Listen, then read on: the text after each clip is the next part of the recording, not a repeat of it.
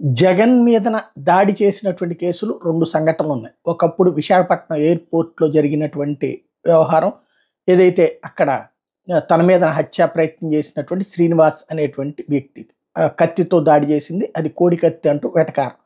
ఆ తర్వాతన మొన్న ఈ మధ్యన దాడి చేసినటువంటిది రాయితో దాడి చేసినటువంటి సంఘటన విజయవాడ దగ్గర చోటు చేసుకున్నటువంటిది.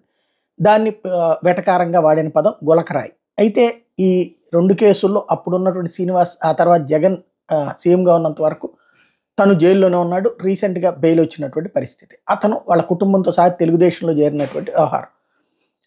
అలాగే ఇప్పుడు లోకేష్ దగ్గరికి తాజాగా ఏదైతే మొన్నటి హత్యా ప్రయత్నం కేసులో నిందితుడైనటువంటి వేముల సతీష్ తాజాగా కలవటం అన్నటువంటిది. ఇతనేనమాట ఆ దాడికి పాల్పడ్డటువంటి వ్యక్తి. నారా లోకేష్‌ని కలవడం అన్నటువంటిది కీలకమైంది, సంచలనం సృష్టించింది. దీన్ని బట్టి ఇక్కడ ఏంటంటే ఈయన చేశారు అని నేను అనుకోను.